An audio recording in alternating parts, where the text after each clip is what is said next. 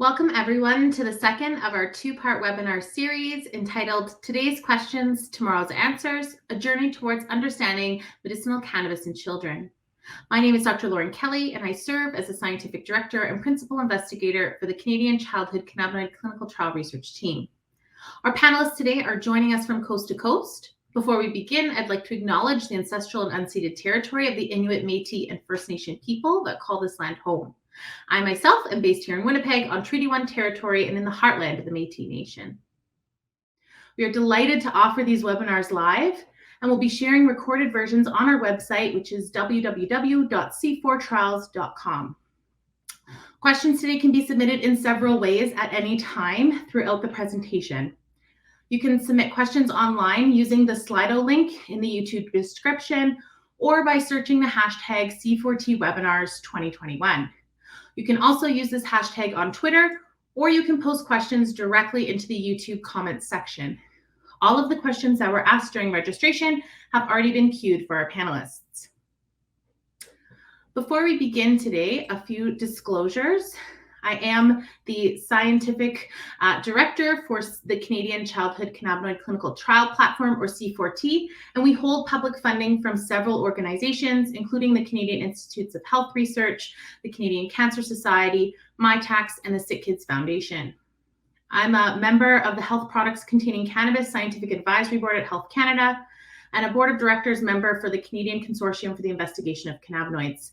I have no financial conflicts of interest to declare related to this webinar today. A little bit about C4T, just to understand why we are all here together today. C4T was founded in 2018. We are a group of academic researchers, healthcare providers, parents, and youth, some of who you will hear from today, who conduct a variety of different research studies, ranging from studies on ethics of cannabis use, schools, as you'll hear about today, all the way to clinical trials. We have 101 active members with more than 20 ongoing research projects. We offer monthly meetings for members, and you can learn all about this on our website. We also offer a newsletter twice a year that has updates from our team. The agenda for today: first, we're going to hear from three of our wonderful youth partners about building trust and advancing cannabis research with youth partners. Second, we're going to hear from Dr. Holly Mansell on medical cannabis in schools. And finally, we'll talk about the complexities of regulated cannabis research in pediatrics and how we can streamline this process for the future. We'll also have Dr. Jennifer Anderson joining us for a discussion panel. It's my pleasure to introduce our speakers and panelists for today. First, we have Trinity Lowthian. Trinity is a 19-year-old student pursuing her Bachelor's of Nutrition and Food Science at the University of Ottawa. She has lived with headaches for the past 6 years as a result of chronic illness. She's a youth partner with C4T and is excited to partner in research to open up more possibilities for other patients and lead to a fulfilling life in spite of pain. Our next youth partner is Zahra Alidina. Zahra is this 19-year-old student studying kinesiology at McMaster University. She has lived with headaches and migraines for the past 5 years. She's a youth partner with C4T and is excited to contribute to designing research studies that will benefit all patients. Our third youth partner today is Melila Chesick-Gordis. Melila is a youth partner for C4T, originally from Vancouver, and now living in Kingston, Ontario as a Queen's University student in the second year of her kinesiology program. Melila has experienced migraines and headaches for the past 4 years. When headaches started interfering with her hobbies, like dancing and other activities, she tried several treatment options. Unfortunately, she hasn't found a treatment that has allowed her to live a headache-free life. As a youth partner, she looks forward to contributing to our chronic daily headache study because it will ultimately help youth like her who deserve a life without chronic headache and migraine. Welcome, all three of you. I really am looking forward to hearing how we can work together today. Our second talk will be from Dr. Holly Mansell. Dr. Mansell is an associate professor in the College of Pharmacy and Nutrition at the University of Saskatchewan and a clinical pharmacist who specializes in transplantation. She has a broad range of research interests, which include solid organ transplantation, cannabis in youth, patient education, and patient-oriented research. She is the primary investigator on a variety of research studies, ranging from randomized controlled trials to interventional drug studies and qualitative research. Dr. Mansell is the Knowledge Translation Pillar Lead for the Cannabinoid Research Initiative of Saskatchewan and the chair for the C4T Medical Cannabis in Schools Working Group. She is currently working on a PhD in health sciences with a focus on cannabis in children. Welcome, Holly. Our final speaker before we head to the panel will be Breanne Stewart. Breanne Stewart is a nurse and is an Associate Director for Clinical Trials at the Maternal Infant Child Youth Research Network, or MyCERN. She's based out of Edmonton, Alberta, and plays a critical role in ensuring MyCERN is able to build family and child-centric research and education capabilities. She provides support to the Clinical Trial Consortium, a group of 18 clinical research units representing the academic child health centers across Canada, to streamline and improve clinical trial processes and systems to enhance efficiency of regulated and non-regulated clinical trials. Breanne is also the trial manager for C4T's regulated multi-center cannabis clinical trials. Welcome, Breanne. And then joining us for the panel discussion will be Dr. Jennifer Anderson. Dr. Anderson is a mom to 3 and a family physician who works to advocate and educate about the role of cannabis in pediatric epilepsy.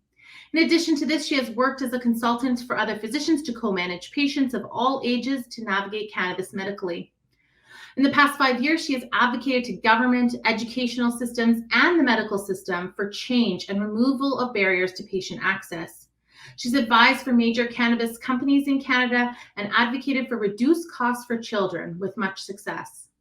She's worked to help families navigate the system for their children in her province of Manitoba and in other provinces as well as in the UK, the US, and in Australia. In all of this, she has taken both personal and professional risks to help families around the world. Despite all of this, being a mom is her highest calling, and she works hard to put her kids as the biggest priority. You can learn more about the amazing work that Dr. Anderson is doing by visiting her website, which is drjenniferandersonCannabisMD.com. So thank you everyone for joining us today. First up, I'm going to welcome Trinity, Melila, and Zahra to the stage. And I will pass the mic over to you. So thank you so much for that introduction, Lauren. We can go ahead to the next slide. So today our presentation is going to be kind of discussing our role as youth partners with C4T and some of the bigger things that we've discussed as we've worked with them. So first, we're going to be talking a little bit about our involvement as youth partners with C4T and some of the things that we've done throughout this process and kind of the work that we do with them. And then we'll be getting to 5 big questions that have come up throughout our work. So the first one is the difference between research with the pediatric population versus the adult population. And as people that have been in the pediatric medical system, what we think researchers should recognize when working with kids and youth in the medical system compared to just working with the adult population. Next, we'll be talking a little bit about, actually, go back to the slide before, thank you. Next, we'll be talking about recruitment for studies and clinical trials. And one of the big things that came up was whether or not recruiting youth through social media was a good idea. And that was a big conversation that we had, and we'll get into that a little bit more later. The next question is where patients should look for reputable health information and where we tend to look for that information, and whether or not we feel as youth and as young people there is enough access to reputable information. And next, we'll be looking a little bit at how young people tend to make decisions about their own health and what treatments they want to get involved in and where to go for their information and how they really make decisions about their own life and their own health. And then as a bit of a conclusion, we'll talk a bit about what we really want researchers to know and understand when talking about the future of research when working with the pediatric population. Next slide, please. So Zahra, Trinity, and myself, we are all youth partners with C4T, and specifically we've been working on the dose finding study in adolescents with chronic daily headaches. So as you heard before, we've all experienced headaches and migraines in the past, and as a result of that have been involved in the medical system. So we have experience that we can provide a little bit of information when planning studies and clinical trials. We can use our own experience to say, I think this is something that's important to think about because this is something that I experienced in the past. So giving information to the researchers and people designing these studies that they may not realize since we're kind of on the patient side of it.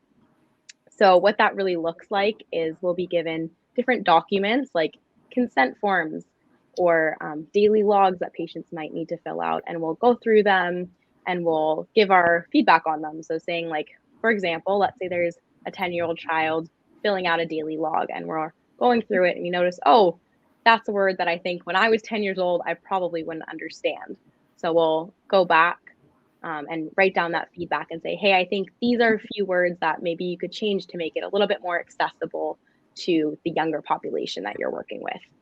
So similar thing with the consent forms, daily logs, protocols, and just other feedback that we can give for the whole clinical trial process. Next slide, please. So one of the common discussions that we had as youth partners working with C4T was establishing the difference between doing research in the pediatric and in the adult population. And one of the key differences for this is the involvement of caregivers. So especially when working with youth and children, the caregivers are an important part of their care team since they tend to live with them and know the child and youth better than the doctors would. And so when establishing times for clinic appointments, blood work, it's important to not only consider the patient's schedule, but also the schedule of the caregiver. So a tip that we found would be very useful for this is to establish a common date and time for each month. Say if it includes clinic appointments monthly, to have them be on the second Tuesday of every month at, say, 3 o'clock for that specific patient. So that way it's easy for the caregiver to take time off work. Also, with children under the age of 12, with exceptions for development, there tends to be more caregiver involvement, whereas for youth over the age of 12, they have a lot more autonomy and are able to make decisions regarding their own care on their own, and you'll be talking more with the patient than with the caregiver. Also, compensation for studies varies in the pediatric population. So for this, kids tend not to be as motivated by, say, free parking passes for the hospital, but kids would be more motivated by compensation in the form of gift cards. So for example, an Amazon gift card or a gift card to the movies would be useful compensation for studies, as well as the timing of medication administration, which is a very fun rhyme. It does vary for children because when you're dealing with youth, if you're taking a medication every morning, it might work to take it at 8 a.m. before school on the weekdays. But then you get to the weekend, and that's when these teenagers like to sleep in. And so taking it at 8 a.m. won't always be feasible, and they're not going to interrupt their sleep schedule just to take a medication. But then if you flip it around and want to give them the medication around, say, 4 p.m. after school, this could work on the weekends when they'd be home at 4 p.m., but it might not always work in the day during the weekdays when they have extracurriculars or have a job. So keeping in mind the unique needs of each individual. Also, the measures of quality of life, especially in the pediatric population, this is a benefit because they can be quite objective. So you can use how many days they were at school in the week versus how many days they missed school in the week, or their participation in extracurricular events compared to their baseline or what they signed up for is a useful measure of quality of life. And then finally, with the pediatric population, once you turn 18, at most centers, you're no longer going to the children's hospital or seeing your pediatrician, but you have still been enrolled in the study and you still want to find out the study results. So it's still important for the researchers to follow up with the study results by contacting the individuals in the study because they want to know really how much they helped and what came out of the study. Next slide. Okay, so moving on, a big theme or question that came up during our discussions with the C4T members was how do youth want to be recruited for research studies? And it was to great surprise to a lot of the C4T members that almost all of the youth said that they did not want to be contacted through social media. Youth felt that the targeted ads could be perceived as non-reputable, the information can seem misleading, and it just might not be accurate or enough information. And, given how much time youth do spend on social media platforms, you would think that this is the method we prefer, but there's definitely a sense of boundary between using social media for leisure versus using it for academic information and, things like research studies. So this kind of brings the question that what methods would youth prefer besides social media? So being contacted by their doctor or their healthcare provider directly, this way you know that it's a reliable research study because it is coming from someone that you trust. You can ask all the questions that you want and you can get like a full understanding of the study before agreeing to participate. Another great way is posters in the doctor's offices, whether that is in the waiting room or inside clinical rooms. It's a great, easy, inexpensive way to recruit youth, especially while youth are waiting for their healthcare providers for their appointment. Another big one would be trusted websites. So this could be anything from hospital websites or university or college websites. This is something that youth have definitely learned are reputable sources. And lastly, a big one that all of the youth preferred was to be contacted directly through email. This way we could get all the information that we needed and it feels more personalized and like they're specifically asking us to join instead of this mass targeted ad that we might see on Instagram or other social media platforms. So while youth do spend a lot of time on social media, there is definitely this boundary that most of us have on how we would like to be contacted for educational things. Next slide, please. So kind of continuing on this topic about getting involved in studies and also looking for information because as Zahra kind of discussed, the internet is very big and it's hard to decipher what is reliable information and what is not. So as looking at more like the teen and youth side of things, I think we learn to develop, especially through school, skills to be able to say, hey, I think this is reliable information, or no, I'm not going to look there. So in terms of looking for information regarding possible treatments, I think teens and youth will first of all go to their parents because that is a big source of information in our lives. Next, going to doctors, and also having the skills to go to those trusted websites that we recognize either from universities or clinics or hospitals. So because we have those skills, we can do our own research online and then also go to trusted people in our lives.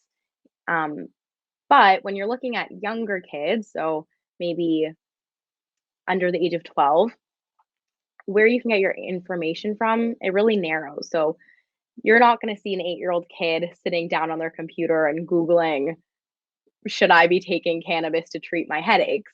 They're really limited to information from their parents and their doctors. And first of all, parents, especially when we're young, we may feel like they know everything, but the truth is they don't always. And while doctors are a really great source of information, they're not as easy to access. You don't have appointments any day that you want. So that can kind of limit that access as well. So something that came up while working with C4T is this idea of increasing access to kid-friendly sources. So providing information that is easily digestible for kids and accessible as well. So this could be online and again, coming from a trusted platform and resource and providing information about different treatments and how they work and the possible pros and cons that are associated with them.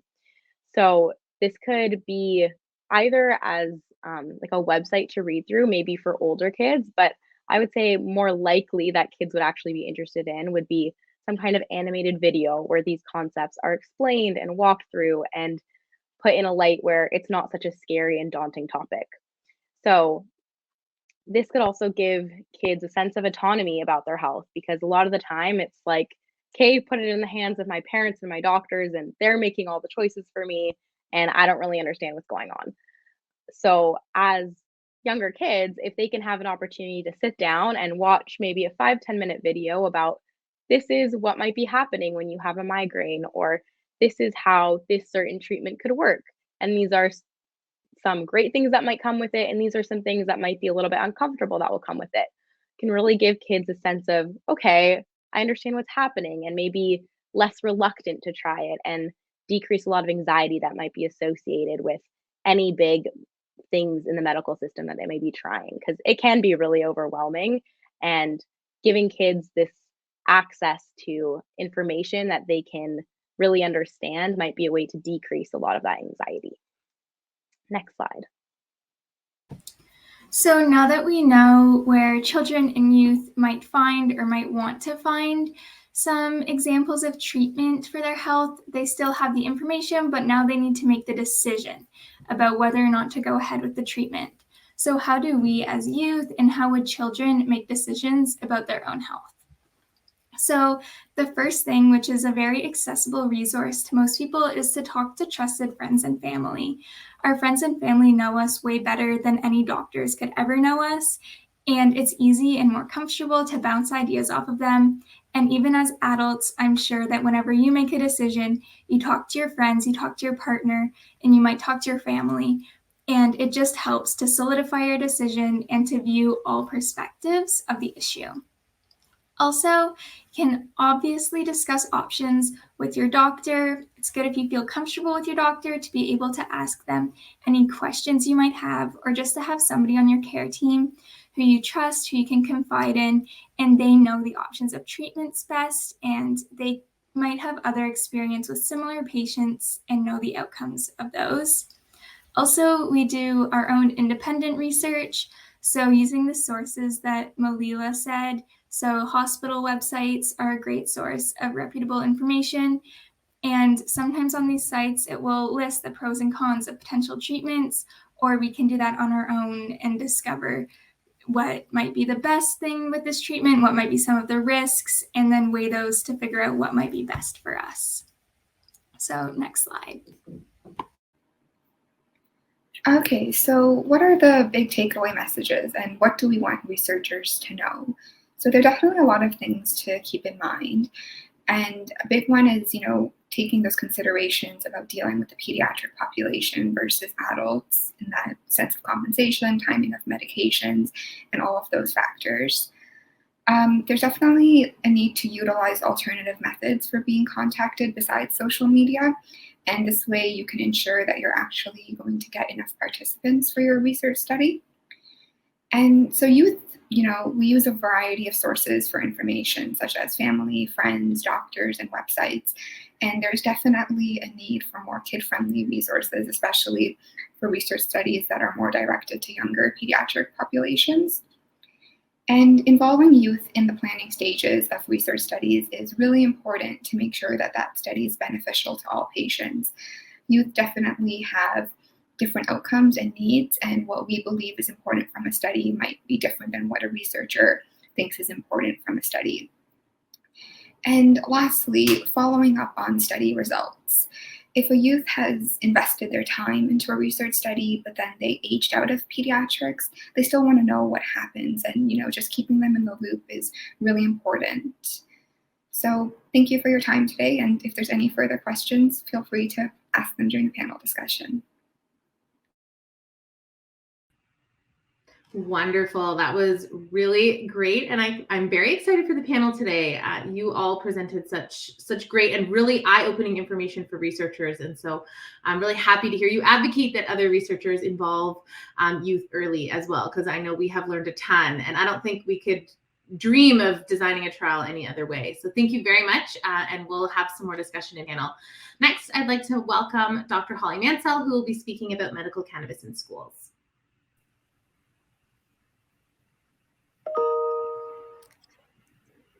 Sorry, I'm just trying to navigate my slides here. Can everybody see that okay? All right, so thank you, Lauren, for the introduction. And first, I'll just start off by saying that I'm joining you from my home, which is on Treaty 6 territory and the homeland of the Métis, and I have no conflicts to declare for this presentation. So I became involved in cannabis research and education back around the time when cannabis was becoming legalized recreationally in Canada. And at that time, I was primarily interested in more of a harm reduction for vulnerable populations such as pregnant women or lactating women or youth and that sort of thing. And I was part of the Cannabinoid Initiative of Saskatchewan. And a team of colleagues and I had the opportunity to collaborate with some nursing students and their faculty members.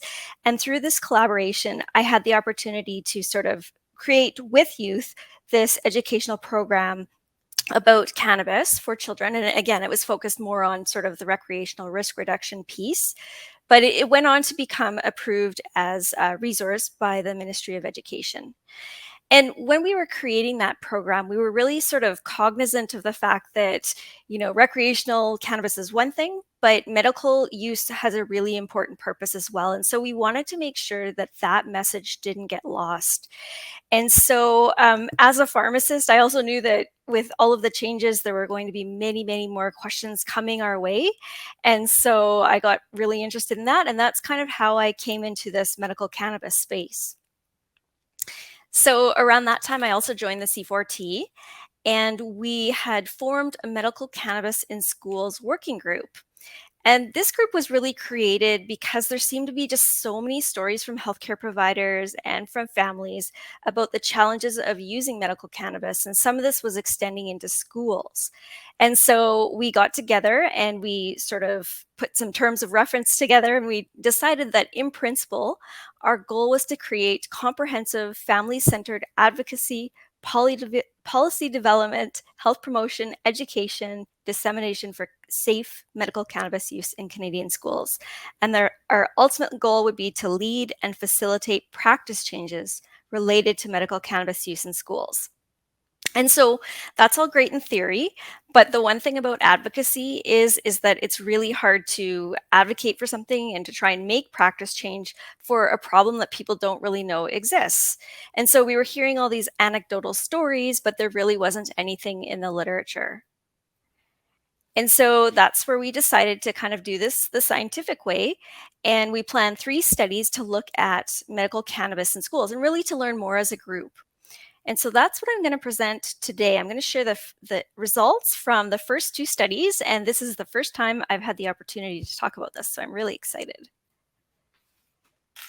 Okay, so the first one was a scoping review to review the literature on medical cannabis in schools, and it consisted of 2 phases. So we had a scientific literature search and then a policy review. So for this literature search, we looked at 5 medical databases, and you might have heard of them before: Medline, Embase, Scopus, CINAHL, and Web of Science. And we found over 1,200 articles were related to our search terms. And then when we kind of went through them and we removed the duplicates, we read the abstracts, we found that there were only 37 actually that really seemed to be related to what we were talking about. And then when we thoroughly reviewed them, there were really only 5. And of these 5, they all pertain to medical cannabis in schools in the United States. And they were focused towards nurses who were having kind of this conflict between federal law and state laws. And we found it really interesting because the National Association of School Nurses had really thought that their position was that only cannabis products that were regulated by the FDA should be allowed in schools. So obviously in Canada, where we don't really have a product like that, and we also have medical cannabis, which is now legal federally and provincially, that isn't really relevant to our Canadian context. So Nashin also went on to provide some recommendations, which were really great for school nurses, such as, they should know about the research, the sort of everything there is to know about the cannabis, and they should be really there to sort of advocate for children. But the problem is not all schools in Canada really have school nurses as well. And so that places the burden of responsibility of some of these sort of medical cannabis related responsibilities like administration and monitoring and storage really on the educators and the school administrators. And given that, many healthcare providers in Canada aren't really that comfortable talking about medical cannabis, or their knowledge is maybe not what they want it to be, it's pretty hard to expect schools to do that without additional training and education. So the next part of our search involved a review of policies, including the cannabis legislation in Canada that pertain to this topic. And I have to say, this was something completely new for me. I'm pretty okay with reading medical literature and understanding even bench science, but when it comes to law, oh my goodness, that's a whole nother ballgame. And so I was really happy to have the help of one of our collaborators who has a legal background, Carrie O'Shea, to sort of help interpret some of these laws. So what we found was that generally speaking, the Cannabis Act and cannabis regulations are the federal regulations or legislation that we know that has decriminalized cannabis possession and cultivation and consumption and all those things. And it's really part 14 of the act that deals with the medical cannabis. And it's silent really on young people. It talks about young people using cannabis, but it doesn't really say how they can consume or use it or such details about distribution and those sorts of things. However, the federal and the territorial laws are in the legislation as well, and they help regulate it within the different jurisdictions. And so when we looked kind of through the differences between these different jurisdictions, we found a lot of sort of confusion. So one of the things is some of the law or the provinces or territories really describe in their laws just recreational cannabis. Some of it talks about both, and some of it it's really hard to determine what they're talking about at all. Also, the definition of medical cannabis really varies depending on the legislation that you're looking, making interpretation difficult. And then finally, really all of the different jurisdictions do state in some capacity that there is no smoking or vaping of cannabis allowed on school property. And some of it is right in the act itself, and whereas others, they kind of amended some smoking acts. And they don't really have any exceptions for medical cannabis. And then some provinces are even more restrictive, and they just say pretty much no cannabis consumption on school property. So the final part of a search was a review of the Ministry of Education websites to look for policies from schools and school boards on this topic. And in the whole entire country, we only found 2 directives from Alberta that really talked about and acknowledged that medical cannabis is permissible. And then we found one document that was quite comprehensive from Ontario, and it was educational in nature, and it was intended to provide clarity to schools and school boards around the provincial legislation with respect to medical cannabis and recreational cannabis. However, none of these documents contain the level of detail that we as a working group really wanted to see. So things like, practical, administration, storage, disposal, all of those types of things that really are important. So I think from this review, we can conclude that in Canada, there is a lack of guidance for medical cannabis administration, storage, and disposal in schools, and some policies do prohibit this type of treatment. And this unjustly shifts the burden to families and to individuals to create school plans, basically school by school. And of course, we would prefer a federally harmonized approach to supporting children who take medical cannabis in schools. So the second study was a qualitative study to learn more about the experiences of clinicians who authorize cannabis to school-aged children, and exploring the perceptions of clinicians is not really a new thing, but previous work has done this in the context of what do you know about cannabis and how comfortable are you with prescribing cannabis? We did find one qualitative study in Canada that talked about the experiences of pediatric neurologists, but in that study, there were only 58% of the cohort that had actually authorized medical cannabis, and the focus was not on schools at all. And so we set out to explore the perspectives of clinicians who were quite experienced in this area, meaning that they had authorized medical cannabis to children or youth in schools. And so for recruitment, we advertised through different associations where we thought they would see the materials, and networks were asked to share these recruitment materials further. And then I collected data by doing WebEx or phone interviews, and I used a semi-structured interview guide. And then for data analysis, we used something called qualitative content analysis. And so what we do with that is we go kind of line by line through the transcripts, and we ascribe unit meanings to different phrases and parts of the transcripts. And then we organize them according to themes and categories and subcategories. And so this was done collaboratively by myself and Zina Zaslowski, and we used the Deduce program for qualitative analysis. So we interviewed 13 physicians, and the interviews ranged between 15 to 51 minutes. And the most common reasons for authorizing cannabis are shown here. So treatment-resistant seizure disorders, autism, and then other treatment-resistant behavioral or mental health disorders. And then the clinicians really varied with the schools depending on their authorization approach. So some had several patients who required medical cannabis in schools, whereas others authorized it twice a day. And so they kind of avoided that daily dose in the afternoon that would be at school. And so I guess just to give you a little bit more background on that, there were 3 of our participants who had no doses at school. There were 5 of our participants who had some limited experiences, meaning they had a few patients. And then there were 5 who had a lot of experience with this topic. So this is a table that shows the characteristics of the people we interviewed. And you can see that we have representation from primarily Ontario and BC, but we do have representation from other provinces as well. And if you take a look at this last row right here, I don't even know if you can see my pointer, but I'm pointing at it.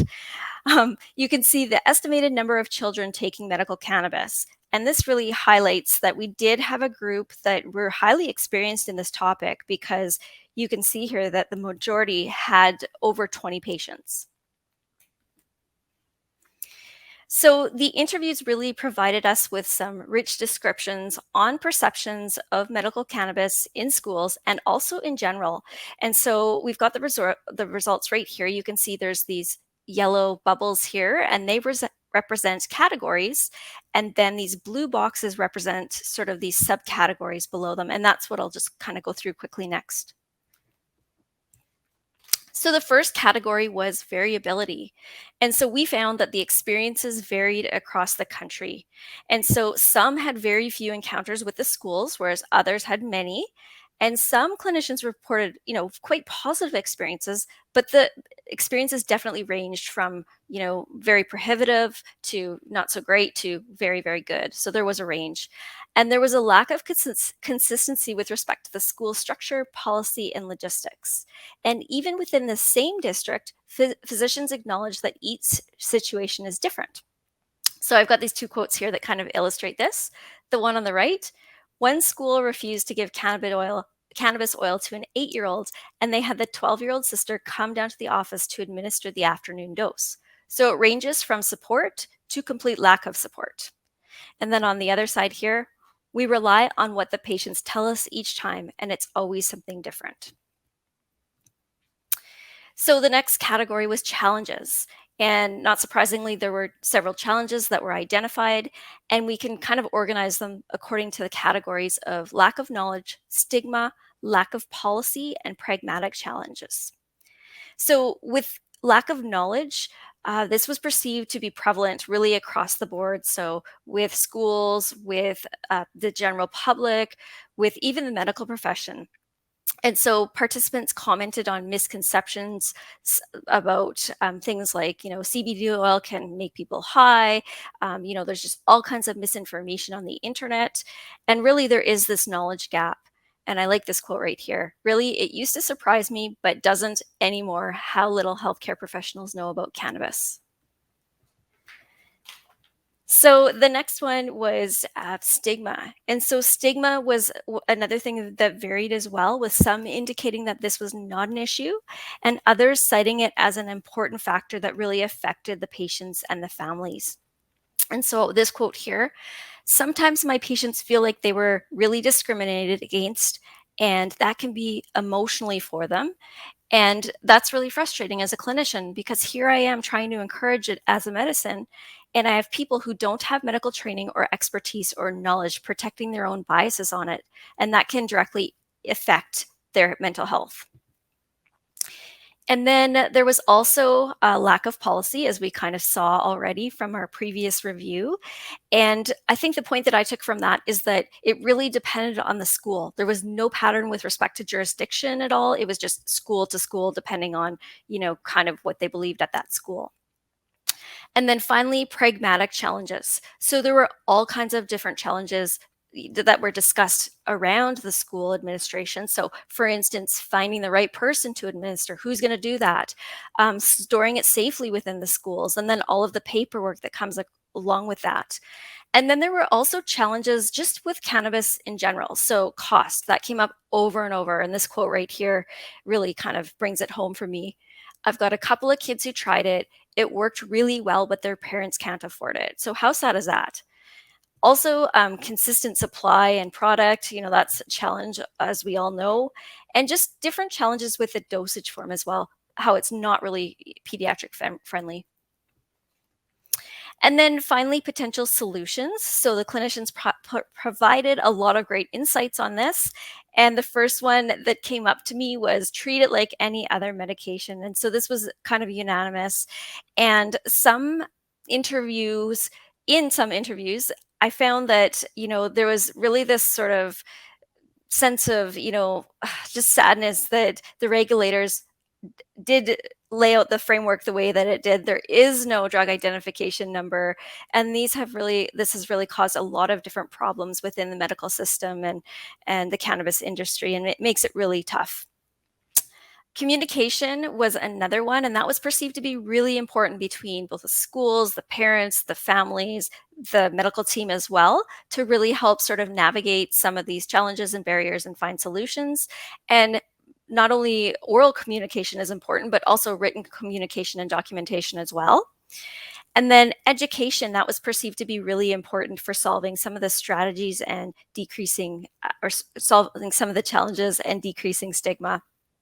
And so some participants indicated that standardized education for teachers and administrators might be of benefit and offered insights on what that might look like. And so I won't go through this, but I have a quick slide that shows some of these things that came out about what that education should look like.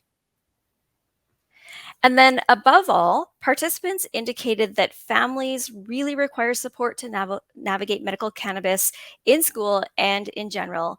And a knowledgeable practitioner who is really willing to take the time to educate, to provide support and advocate on behalf of the patient was considered to be extremely important. And another thing that came up was this value of peer support as well. Category 4 was positive experiences. And I think it's important to note that not all experiences were negative. And you can see some of the quotes here. So many schools are supportive. I think that schools have been very accepting of it. There were also positive experiences that were described just with respect to cannabis medicine in general. And so I like this blue quote here. I think there's so much more to learn, but what is clear is that some children really benefit from this therapy, and we shouldn't let stigma or biases about the fact that it's marijuana or cannabis prevent the kids from getting that benefit. And then finally, we've got improvements over time. And so nearly all really describe the improvements in different things related to medical cannabis in schools and in general, all across the board. So improvements in knowledge, acceptance, policy. And I like this quote a lot here. I've been doing it for a while, and it was like a salmon swimming upstream for years and years and years across all sorts of dynamics. Now it's much less resistance, and I would put schools in there as well. But, some acknowledged that there was still some room to grow. So back to our concluding summary of all of this. I think that even though these school encounters were mixed, there were several similarities between these testimonials. All clinicians really described significant benefits with cannabis-based medicines, but they acknowledged that the role was probably more so in refractory conditions. And I think it was really evident throughout the dialogue that these participants strive to provide excellent care, and they were really great advocates for their patients. And I have to say that as a researcher, I was so impressed about these physicians that were willing to talk to me, and they're busy, and they all took my calls, and they were so gracious to have these chats with me. I think there were remarkably similar perceptions across the board too, with respect to knowledge and stigma and those types of things as well. And I think there's a lot of things that are connected here. So for instance, lack of knowledge obviously leads to stigma. And if you have this lack of knowledge and stigma within the medical profession and in general, then of course that's going to contribute back to this lack of understanding and misunderstandings. And then lack of policy. So the lack of policy within schools with respect to administration and these practical things leads to these pragmatic challenges. However, with these pragmatic challenges, a lot of them are really due to the fact that, there is no DIN with this drug and it's not treated the same as another medication. So, summary slide here. What's next for the Medical Cannabis Schools Working Group? Well, I'm really excited to share our findings with you today, and I think that we'd like to share these by publishing them. We have a study underway that is about caregiver perceptions as well. I really can't talk today. So we're completing that as well. And another avenue we haven't looked at yet is teachers. And so that's an important perception as well. And then I think we really want to move forward with advocating for and supporting families and using maybe some of the ideas that came up from these interviews, like perhaps creating educational materials, looking at maybe standardizing protocols and procedures, and maybe perhaps helping with creating some example templates for school documentation. So I thought I would just end with a few pictures from our experiences working with the schools on the recreational risk reduction program. And I really want to thank you for your time. Wonderful. Thank you so much, Holly. I'm really, again, looking forward to talking a little bit more about some of this with all our panel members. Our last speaker for today is Breanne Stewart, and I'm going to invite her to the stage to speak about some of the regulatory requirements. Over to you, Breanne. Thank you. First, I'd like to respectfully acknowledge that I'm situated on the Treaty 6 territory, traditional lands of First Nations and Métis people. We had fantastic speakers, which will make my piece a little bit easier. I'm going to be focusing on the complexities of regulated cannabis research in pediatrics, and more importantly, focusing on how do we streamline the process for the future to make things be a little bit easier. So I have no financial conflicts of interest to declare. I am the Associate Director of Clinical Trials for the Maternal Infant Child and Youth Research Network, and I'm also the trial manager for 2 of the interventional trials for C4T. Regulated cannabis clinical trials. Why are we conducting clinical trials? I know that Holly touched on this a little bit, but we really want to generate that high quality evidence to better understand the benefits and health risks of cannabis and cannabis-based products, to be able to study and learn about the safety and efficacy. We also touched on our webinar on Monday, and then Holly also alluded to it, to help guide our practitioners with evidence-based decisions when they're actually prescribing. The 2017 Canadian Pediatric Surveillance Program, one of the barriers that was identified by prescribers was an upwards of 82% said that there wasn't enough evidence and efficacy to support their prescribing, and over 90% wanted to learn more about the dosing and efficacy. So we really want to conduct these clinical trials to be able to generate that evidence and do some market authorizations. There's no drug identification numbers, as others have alluded to before, and we need to run these clinical trials to be able to advance the science here. So challenges, we've had a ton of challenges be already talked about from our youth partners. They did a fantastic job. I'll summarize some of them as they relate to a clinical trial and conducting a clinical trial. But when does a clinical trial need to be regulated? That's really important. So Health Canada requires us to conduct clinical trials simply when we want to test cannabis or cannabis product for its therapeutic purposes. When a drug has not been authorized for sale, it's in the drug development phase, or it's being listed, or it's being tested outside of its parameters of the drug identification number or the notice of compliance. And so for pediatrics specifically, upwards of 80% of the medications that currently have on-label indications are being studied off-label, and therefore we need to run a clinical trial with them and go through this rigorous process.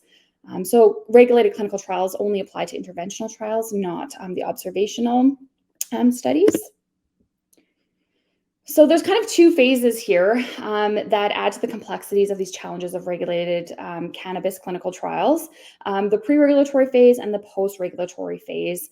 So we want to conduct a clinical trial, study cannabis products. We need to obtain a cannabis research license. Some institutions can apply for a cannabis research license, but it's very lengthy. It can take upwards of 6 months to a year. So these things all cause delays in us being able to generate that evidence. We also have to have an import license if we are importing product from outside of Canada. And again, those add to our delays in study startup.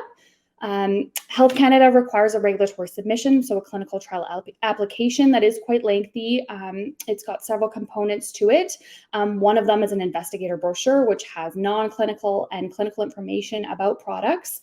And specifically as it relates to cannabis, Health Canada typically looks for preclinical studies in animals on products that you're going to be testing in human subjects. And as you can imagine, many of these cannabis products from licensed producers don't do animal studies to generate that clinical, that preclinical data to add to an investigator brochure. So being able to find a product that has an investigator brochure so that you can submit it to Health Canada so that you can then conduct the clinical trial is an extreme challenge. Also the GMP, the Good Manufacturing Practice certificates. They have quality reports, chemistry, manufacturing reports, stability reports. All of this data needs to be generated for a product that we add to our Health Canada application to be able to test this product. And this, again, is a real challenge. There is not many companies here in Canada in particular that do produce their products under GMP manufacturing. And so, again, it becomes really challenging to even source a product to run a clinical trial with. We have ethical considerations before we can start a study. If Health Canada approves our study protocol, then we need to go through an individual research ethics board application to have ethics approval. And a consideration for ethics approval is that we need to seek approval from every center that is going to be participating in a trial. So when we have a multi-center trial, if it's running at 5 different centers, depending on the jurisdiction, most of the centers will need their own ethics approval. Again, that adds to delays in that study startup time. I'll talk about some streamlined pathways as we move ahead to see if we can try and reduce some of those. But in the current state, research ethics boards approval needs to be sought out from each center that's applying for the most part. And then to finish up your study startup, we have the contracts process. So we have legal agreements in place to be able to conduct clinical trials for the flow of funds, for liability and insurance, for patient safety. And those are all added challenges that you need to consider when you're running a clinical trial. So then kind of switching gears, the post-regulatory approval, when you run a regulated clinical trial, once you have the approval from Health Canada and the Research Ethics Board, you are bound by Health Canada to do post-regulatory approval. You have post-regulatory approval obligations. And so some of those additional challenges are having a validated database that has audit trails to be able to collect your data in. You need to have secure storage requirements for your actual product, whether that be cannabis or other products. The labeling of the product is another obstacle. So anytime you have an investigational product, a cannabis product, for example, that you want to be testing, you need to have specific labeling on it in both English and in French, and it needs to have labeling on it that indicates that it is for investigational use. So you can imagine that on some of these medical grade cannabis oils, the bottles are relatively small, and we need to add this additional labeling anytime you're using an investigational product. All of these products also have to be temperature monitored. There has to be documentation of the training. There has to be oversight and monitoring. So Health Canada requires the study sponsor to have ongoing oversight. And this is it helps with patient safety and help build that trust, knowing that the trial is being conducted appropriately. But it does increase some of the challenges because it is an added cost sometimes. The monitors go on site. Because of COVID, we've been able to do a few pieces remotely, but they do go in and they source verify. So they double check that all of the information that is being recorded or collected from a patient from a data perspective is valid and it is being captured appropriately. All of the adverse event and safety reporting is captured. When we run a regulated clinical trial with Health Canada, we have strict requirements of events that we need to report to Health Canada, and cannabis has an added level. So we need to do certain safety reporting within time periods to meet Health Canada's obligations. So this certainly helps build some of that trust, but it also does cause some additional challenges, and we need to make sure that we're on top of all of those pieces. Records retention, any regulated clinical trial, you need to keep the records for 25 years. That's a Health Canada standard. And then those records need to be archived in a safe place that is secure. Another challenge with this records retention is that oftentimes investigators or their study teams aren't going to be around in 25 years. So coming up with some of those mechanisms to be able to retrieve that data, should there be an audit and you need to go back and pull those records, all of that maintenance needs to be in place. And clinical trials, oftentimes groups or study teams, they operate in silos. And I think that I'm going to touch on this in a little bit because I think we have a real advantage here in pediatrics and working together. But sometimes we reinvent the wheel, we start over, and it creates some of those delays and challenges. So I think our youth partners and Holly, Dr. Mansell, did a fantastic job. So we have our challenges in running a regulated trial. We have challenges in adding cannabis to those regulated clinical trials. And then we have an additional challenge as it relates to pediatrics or children and youth partners. So study design challenges, having blood draws. We can only draw certain volumes of blood, study visits, making sure that they're conducive to families, patients and their families' lifestyle. So parents having to take time off of work, time out of school, ethical considerations, the ethics boards.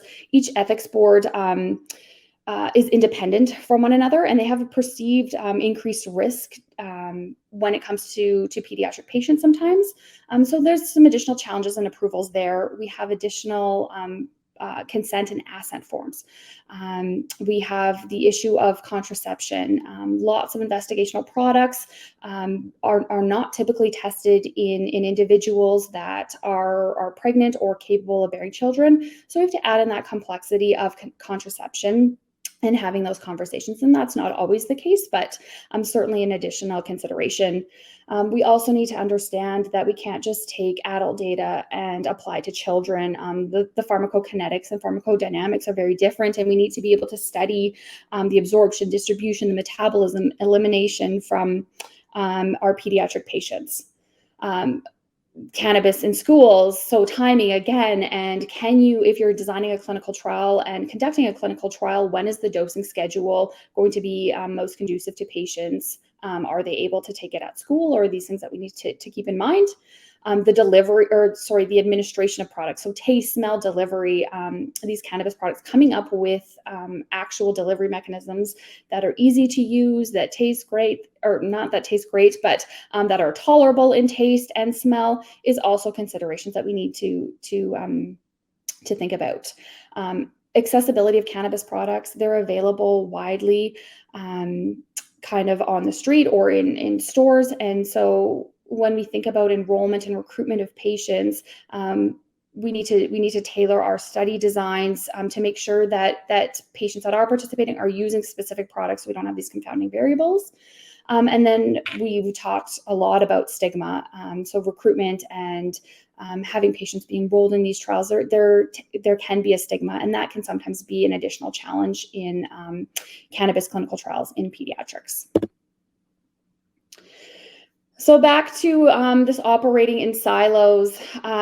This is really a key to streamlining clinical trials for the future and advancing medications and cannabis research in pediatrics, is really working together. And we do have a big opportunity here. So what's needed for the future? We need investment in clinical research for maternal child health. So federal funding to be able to invest into this type of research. Ultimately to create a infrastructure, so a maternal child health infrastructure. So we have research teams that are ready to go and in their networks or their own institutes, that when there's funding in place, that we can rapidly deploy that research and move it ahead so that we're not delaying. We saw kind of those challenges of running a regulated trial. So everything that we can do to streamline that process will help generate that evidence efficiently. We also need coordinated advocacy efforts. So Health Canada has their clinical trial regulations, but we need to tailor these regulations with a pediatric focus.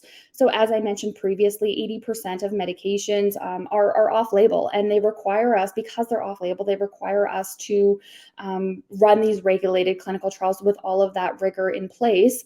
So we need to be able to come together as a coordinated group and advocate for risk-based approaches to reduce some of those challenges and barriers in conducting that high quality evidence, but still making sure that it's done safely for patients and that it still has that oversight.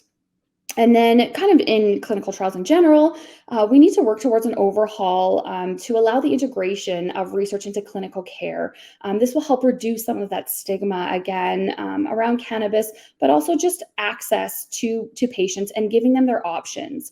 It's really difficult to approach patients, especially pediatric patients and their families, for research. And we need to have more open-mindedness about integrating research into clinical practice. So what can we do? There's a huge opportunity for pediatrics. Our Canadian geography requires collaboration. We have small patient populations, but we need big numbers for our sample sizes to be able to make some determinations around safety and efficacy to power our studies. And that's where the pediatric space really differs from adult research, is there's a ton of collaboration. So there's already existing research institutes and networks, both nationally and internationally, that do this. C4T is a fantastic example of how that's possible with all of these groups coming together. There's so much collaboration for pediatrics. I think that there's huge potential here.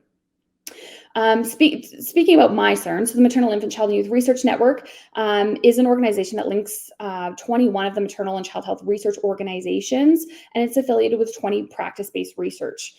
So we support new and emerging teams, and we help develop our national and international partnerships. And that's where C4T kind of came from too, is bringing together those academic groups, those thought leaders, research teams to be able to work together to run these clinical trials specifically for cannabis in pediatrics. And this is what's needed. We need this continued collaboration to move ahead. We also have many partnerships that we need to continue building off of and learning from one another. MyCERN is affiliated with Children's Healthcare Canada networks that are international. So IAC, the Institute for Advanced Clinical Trials for Children, that's a US network. Connect for Children is a collaborative network for European clinical trials for children in the European Union. So working together, learning from one another is going to be really crucial. Our partnerships with Pediatric Chairs of Canada, the NPRIMA, which is a pediatric research organization for the European Medicines Agency, working with groups like the Canadian Institutes of Human Development, IDSEED, so the Institute of Human Development, Child and Youth Health, to help advocate for funding opportunities to be able to run these clinical trials and generate enough funding, because clinical trials are extremely expensive. Another barrier that I didn't touch on earlier, but I know that you can imagine how expensive these clinical trials can be, just timing wise and process wise. Also working with some of our partners like the Goodman Formulation Center to help come up with pediatric formulations that are tolerable for children and youth, and also working with the Pediatric Trials Network in the US. Again, collaboration is really the key message here with all of these partnerships, working together to advance pediatric research. So in terms of streamlining, MyCERN now and these other organizations are working towards international and national investigator support to help with the planning, development, and execution, particularly in the non-oncology space, but for multi-center clinical trials. So some of these services that we can provide for others to help streamline that process, to move things ahead relatively quickly, navigate this extremely difficult space, is some grant consultation, the pre-award support, study design support. So collaborating with expert groups from Europe, from the US, to be able to draw off of methodological and biostatistical support methods, and really keeping the pediatric focus in mind here. Some post-award services that we can work towards is helping streamline those regulatory submissions to Health Canada, transitioning of an awarded grant into a protocol, and then ethics. So ethics is a really big initiative that we're working on that can streamline pieces for the future. So as I mentioned, we have to do individual ethics applications for specific institutions if they want to participate. MyCern is supporting, along with Clinical Trials Ontario, an initiative called CHEER, which is the Canadian Collaboration for Child Health, Efficiency and Excellence in Ethics Review of Research, with the ultimate goal to have a single ethics application and review for the entire country. And we're still a little ways away from that, but that's what our ultimate goal is. And we're going to try and work towards to streamline that process. As well, coming up with initiatives to provide that monitoring and quality assurance, and also facilitate safety. So adverse event reporting, streamlining those processes to Health Canada, coming up with practices in place that are easy to navigate as we come through this cannabis clinical trial space. Also provide some support in data management and project management. And then lastly, just kind of to wrap up, a couple of the other streamlined services that we're really working towards from a holistic clinical trial perspective for maternal child health is contracts pieces. Again, Dr. Lauren Kelly's has a couple of clinical trials that are coming up. We're working on some partnership agreements to be able to streamline contracts moving forward and reduce some of those study startup timelines, as well as provide some services for placebo development, drug procurement. So obtaining those products from licensed producers as they relate to cannabis, and helping build those relationships with some of our licensed producers and placebo development groups. So last slide here, I think that the best way we can predict the future is to create it. And the way that we can create it is by this continued collaboration, working together, continuing to learn from one another, share our knowledge, share our processes. And I really think that Pediatrics is in a wonderful place right now to be able to do that. So thank you so much for your time. And if there's any questions, I look forward to discussing them in the panel. Wonderful. Well, thank you so much, Breanne, for not only sharing your expertise, but also the shared vision of a platform where we can do cannabis research in an efficient and streamlined way across the country. I think that's been really key to getting us off the ground. So thank you so much for sharing. I'd like to invite Trinity and Melila and Zahra and Holly and Jen to join us back on stage. Give everyone a moment to load here. So first of all, thank you all for your presentations. I think this put us in a really great place. I know I have a lot of questions, and we've received a few from Slido and at registration. So I'm just going to dive right in. Building trust is really important. Trust in us personally as researchers and in our studies, but also in the information and the data that we share. Our information is useful if it is accessible and understandable by a broad audience. So when we share study findings, what information, I think this is a question for the youth, what information do you want to know about research? So Trinity, perhaps you can respond first here. Okay, so thank you, Lauren. As a patient, the first thing that generally I'm looking for when reading study findings, especially in the context of clinical trials, is what group was being studied during the research, so that I can understand really if the research is applicable to myself. So in clinical trials, I'll look at the age group that was studied, what their health conditions were, their disease progression, and the size of the study group, just to know how big it was. And then if the group and the study applies to me, then I go on and look more about what was trialed and how successful it was. It's important for me to know where the study took place as well, so that I can know if it will be applicable with me. So if it will be something that I can mention to my doctors and they'll be like, oh, that happened in Canada, so we can do that here. But if they're like, oh, that happened in Australia, maybe it will be harder for us to access that. So where it took place is also important. And it's also important for us as patients to know the affiliations and credentials of the researchers, so that we can evaluate for any conflicts of interest. That's great and super helpful. And I think you also made some great points about trusting friends and family for information. I wondered if you had any thoughts about how we get information to them, or if anyone on the panel had thoughts on that. So again, for sending out information to family and friends, I think through the patient is the best way to do it, because they'll get the information, and sometimes they're the best people to filter through versus what's applicable for them versus what's not, and then share it through there. But even just having like a pamphlet in the clinic with the information that can easily be sent out or spread around to people who are close to the patient. Excellent.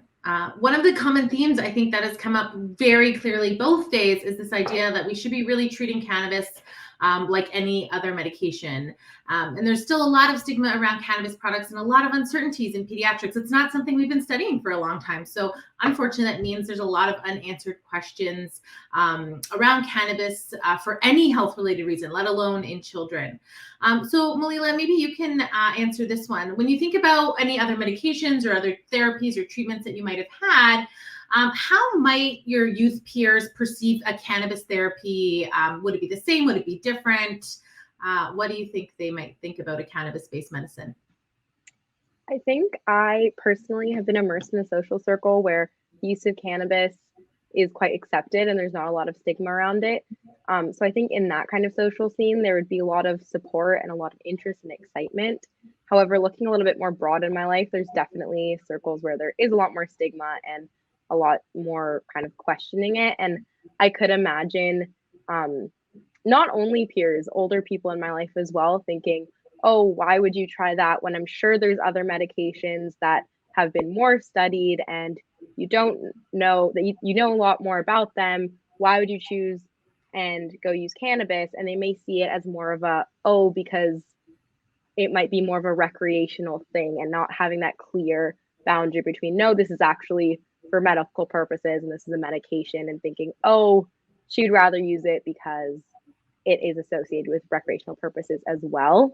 Mm-hmm. And I think that has a lot to do with the social circles that I am immersed in, and some of them would be a lot more supportive and a lot of them would be a lot more skeptical. For sure. I think I don't know if anyone else had anything they wanted to add on that point. Holly, did you notice any differences when you were interviewing care providers about schools? Did anyone report any differences with how schools manage regular or other pharmaceuticals versus cannabis-based medicines? Yeah, that's a really interesting point. You know, that didn't really come up at all in the interviews. But, you know, just thinking about in terms of medications, I think that's a really important point, is that all schools really should have a policy for handling medications already, right? And they should be able to document it, and they should have a plan for storage, and it should be prescribed and that sort of thing, or authorized. And so if we treat it like any other medication, we really should be kind of along the right track already. Sure. One of the questions for Jen that came in from Slido is around different types of clinical trials. So do you think that a wider recognition of real world evidence versus randomized controlled trial is needed for cannabis, as full spectrum doesn't fit the RCT model? I absolutely think that real world evidence can actually guide our ideas to sort of look at what we should study.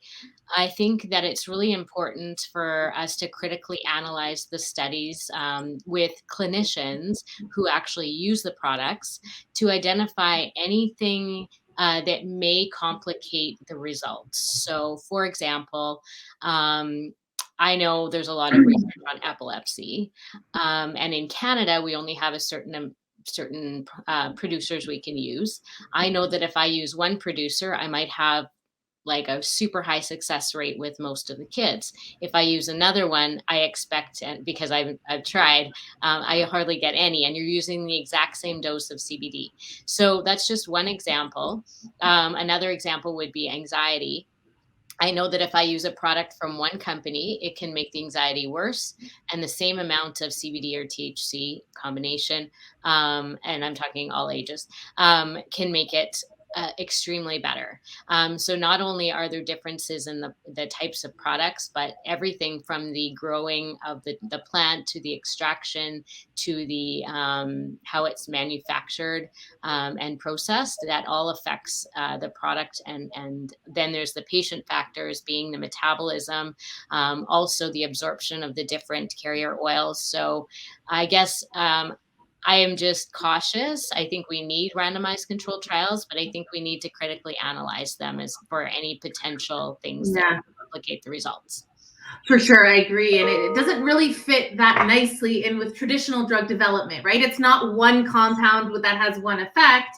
It's the endocannabinoid system. I mean, these are effects that are seen throughout the whole body. And so it's not really easy to isolate well, I mean, you can study isolates, but when we're talking about full spectrum products, it's hard to sort of isolate really what is acting on what and who is going to improve. And I think that's a place we could also use real world evidence, is to look at who's going to respond and who's not responding, and see if there's any common traits, whether that be genetics or drug metabolism or concomitant meds or anything that might help people predict better who would respond. Because I think that's something that we see certainly a lot, is variability. I think there was a great point. I forget who raised it. It might have been, I think it was you, Zahra, around conflict of interest. And when you're reading a research study, you're looking at the conflict of interest of the authors. And I think that is fantastic. I'm so happy to hear that they're teaching the youth in school about critical appraisal. I think that's really important, and especially around cannabis. When we talk about a product that's, sells recreationally for more than $2 billion a year in Canada, this is a huge industry. So Zahra, are there ways that, academic and independent scientists like myself can maybe distance sort of share like conflicts of interest or abstain from conflicts of interest? Is there anything we can do to help advertise that our studies are independent, I guess is my question.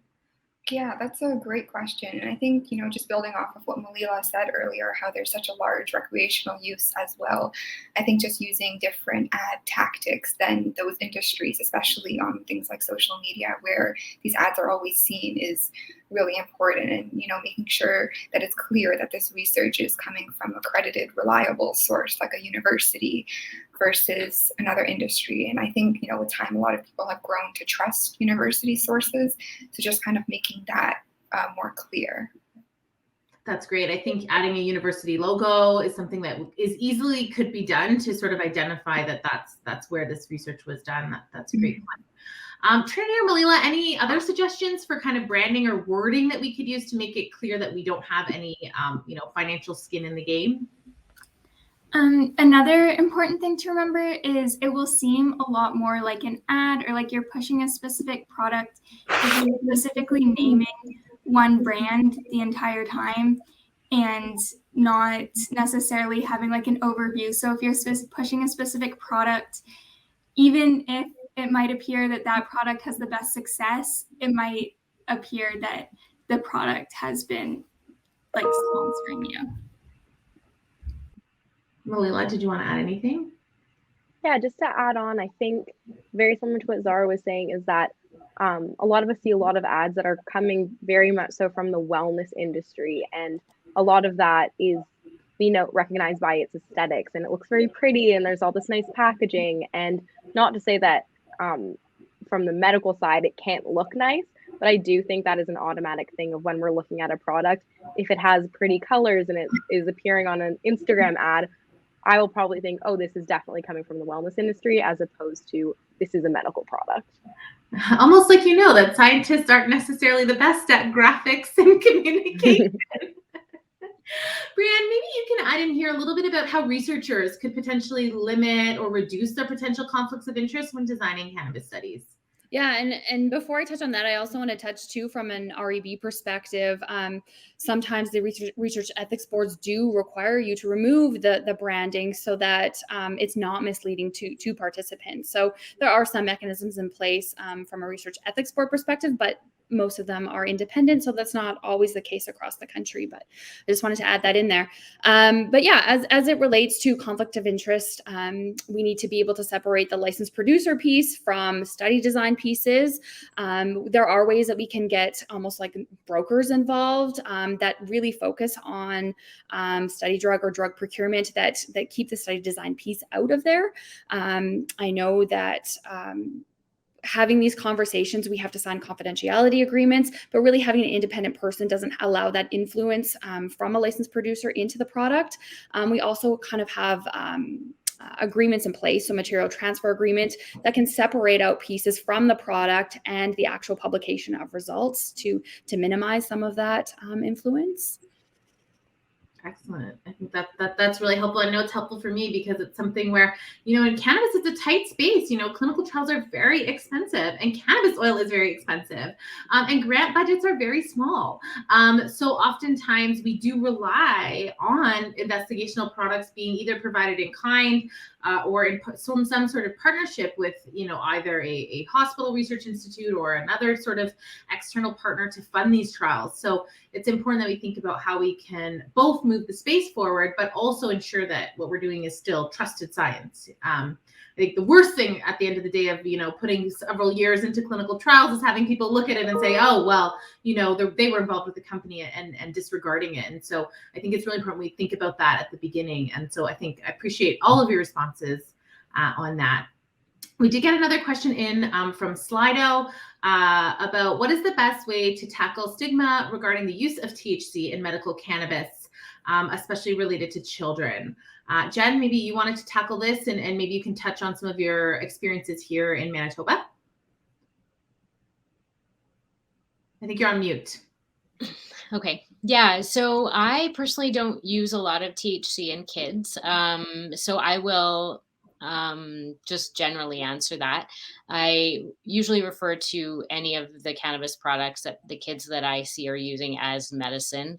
And that's how we sort of refer to it as. And so in Manitoba here, my son was the first one to use cannabis in schools for his epilepsy, and he has a G-tube. So that meant that we were giving it through a G-tube during the school day, because it actually worked much better giving it 4 times a day rather than twice or even 3 times. And so we sort of made protocols as we went. And fortunately, the school that he was in was very open. And so when it came to working with other kids, we actually had a protocol that we could roll out. And because we'd already done it, I found that precedent was everything. And I made myself available to all of the kids and their schools. And I went to the schools. I did presentations on cannabis. I took questions beforehand so that I could answer things.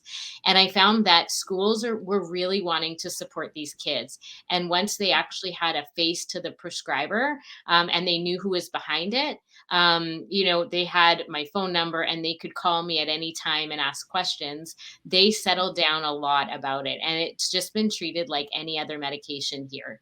And so we've just sort of steamrolled that out. And now that it's there, now we're just fine tuning it.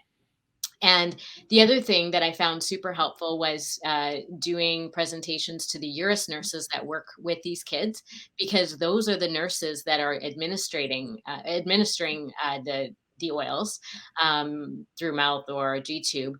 And once they were on board and comfortable with it, it really made the whole situation a lot easier. One barrier we found was there was one time when a nursing policy actually prohibited the youth from having medication, because a lot of these kids actually can't self-administer. So there was a regulation that the student could have the medicine, but they had to administer it themselves. So I actually had to escalate that way up to nursing policy to change, because that child couldn't take their own medicine and they actually needed someone to help. So that's all changed, but identifying those barriers that normally isn't a problem for other kids.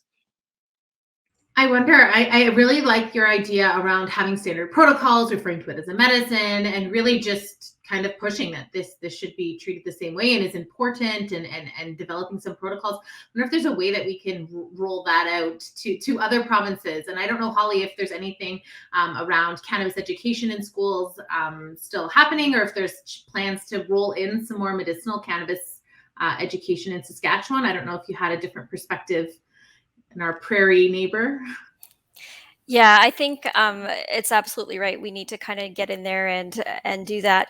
I think the thing about adding things into the curriculum is teachers will tell you that they have a lot already, especially in a school where they maybe don't have a child at the time.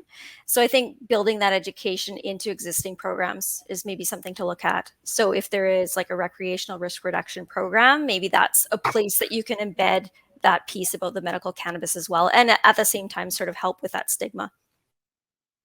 For sure. And the next question is for you as well, Holly, around involving families and schools in planning cannabis studies, because I guess that's a different concept, because these children may only be on a cannabis product for a short time, right? Or it may be a placebo product. It sounds really important direction for those of us who are planning these studies. There's some potential ways that us, Holly, and maybe you know the most about this, around how we can learn what happens in schools. You know, for me, it's so distant. My children are very young. They're still in daycare and preschool. So, you know, the concept of what youth are taught and how we could work with schools is very foreign. I don't know if you had some tips for working with educators. Yeah, I'll agree. Before we got into the schools, I was the same way. And I think the best way for researchers and any of us to get in is to like really get involved and ask questions and get connected. And so just like we kind of think of this whole patient-oriented research where we involve the patient in the process, I think you need to reach out to those stakeholders, whether it's teachers or students or parents or whatever. And I think, you know, when I'm thinking back to the program, the recreational risk reduction program, the first thing we did is we formed an alliance with some school nurses and their students that were already kind of connected in that school. And so that gave us access to that target population. So we could ask those questions, you know, what do you want to know? What do you guys think? And so I think maybe that's one way to kind of do that is get connected. And I think that that's a great point about it, and great about getting connected and just sort of jumping in and asking lots of questions. I wonder, are there other stakeholders like outside of schools and youth that we should think about involving at the beginning when we're designing cannabis studies? I think it's really important for a holistic approach, especially in pediatrics. And I think involving all parties of a child's life, like you said, you know, parents and other family members, even whether that's grandparents or older siblings, and, you know, the teachers, the school admin, if there is a school nurse. I know personally in elementary school, I did not have a school nurse in my school. But I think if the medication is going to be administered during school hours, whoever that person is, it's really important for them to be involved as well, because they'll have a really powerful perspective that, you know, someone else may not have. The next question here is for you, Breanne. Sorry, I realized my mic was muted there. Is around international things that are happening outside of Canada. So this is a question that came in during registration. In comparison to other countries, how much more progressive or advanced are we here in Canada working in this space? How can we collaborate, support, and learn from what happens with cannabis research in other countries? Yeah, thank you. I think attending conferences, webinars, being open-minded is step one. Really providing yourself with opportunities to learn from one another, but that collaboration. I had kind of touched on some of these partnerships, looking beyond our own country. We talked about some of the challenges about sourcing product, and I think as it relates to cannabis and my personal experience in sourcing product, we looked internally, and there was a real opportunity to look outside and reach out to other research groups that are in the same position, that are building networks, cannabis networks, or other pediatric networks, and really creating opportunities to meet with them, talk with them, meet with licensed producers from various countries, and see what's out there. Hearing their experiences and their challenges is really beneficial. Oh, I think you're muted again. Every time. Jen, I know you've done some work with some other countries. I don't know if you had anything you wanted to add in here about sharing international expertise in pediatric cannabinoid therapeutics. I haven't done a lot in terms of research with other countries, but I do have kids from different families that reach out from all over. And I do agree that collaboration is the best, because once we can learn what other countries and what other models are existing, it helps broaden our perspective and show us different ways that we can incorporate cannabinoids where we live. For sure. And I think especially because a lot of the cases are really rare, that there may not be a lot of cases here in Canada. So it may be beneficial to clinically sort of collaborate with colleagues that may be seeing these children in other places. I like the idea of learning together and sharing with our collaborators overseas. Melila, the next one is for you. You mentioned a really important point, and this leads into sort of one of the questions from Slido as well, about getting health information into the hands of kids, and particularly around how researchers could better support their autonomy in healthcare. So what do you think would be sort of the best format to deliver this? Who should give you this information? And yeah, what do you want it to look like? I guess not now. Think like 10 years ago, you. Yeah, I think the best format for younger kids would definitely be videos, because I don't think there's a very big interest to sit down and read, and the reading comprehension at that age is not strong enough. So I really think the best format would be videos, whether that be animated or just other educational videos that could either come from different clinics or hospitals. And I think important information to provide, well, the first thing would be to not make it too overwhelming, because in the world of science, there's always more and more information. So I think to really keep it down to the key basic ideas, and I think the three main things to get across would be, one, how the said treatment, let's say, works, and then two would be the pros of it, the possible benefits, and then the cons, so the possible side effects. And I think also a good thing to add would just make sure that it's coming from a very inviting and calm narrative, given that this will definitely be new information for these kids and also may seem a little bit scary. Make sure that it's coming from a very friendly approach and something that doesn't seem too intimidating, and really just outlining what is going on and what might be beneficial and what the cons of it might be as well. And I really think the best format would be some kind of video or movie kind of type thing.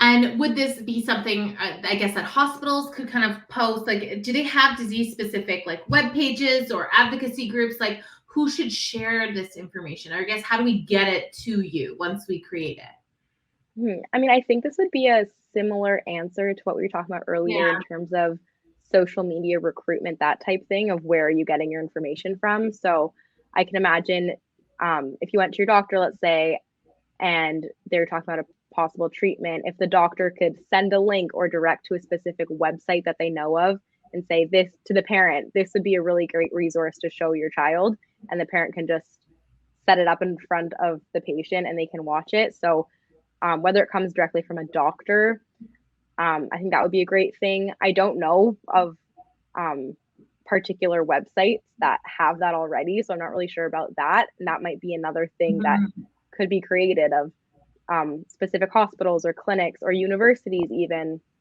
making very reliable information for kids. So I'm not aware of any in particular that already exist, and maybe that's because they don't, or I just don't know of them. But yeah, I think coming from the same resources that we were talking about before. Yeah, and I wonder, Breanne, I don't know if you have an idea of if there's any groups across Canada that might be looking at like how we communicate. Like, I'm sure there's some actual science to communicating this to kids, right? You know, I have a 3-year-old, and depending on my tone of voice, the understanding is different. So I'm sure there's a whole learning here about how we can communicate important health information, clinical research, trial opportunities, data. I don't know if there's any ongoing initiatives in Canada about that. I don't know, Breanne, if you had anything you wanted to add. No, but I think that the knowledge translation piece is key, and I think that part of our role here from MyCERN's national perspective is developing tools and templates and a centralized place to go so you can access some of those resources to be able to for research teams to target. The Canadian Institutes of Health Research, CIHR's website has some patient engagement platforms and some different resources there to be able to target these educational pieces so that you do deliver it in the right format to the right people. We also have some educational consultation as we're designing some of our programs and our study design groups and things like that. So definitely we need more resources that are easily accessible in one place, one hub that you can go to. But I think that your youth perspectives are certainly enlightening and are areas that we can focus on moving forward to advance this. Yeah, I think that's an added bonus of including youth at the beginning means you get to use their brain power at the end too for how you share our study findings. So Zahra, a question for you around your involvement with C4T and designing some cannabis research studies. I wondered if you wanted to share maybe some of your positive experiences and potentially some steps that we could improve on how we engage youth in designing research.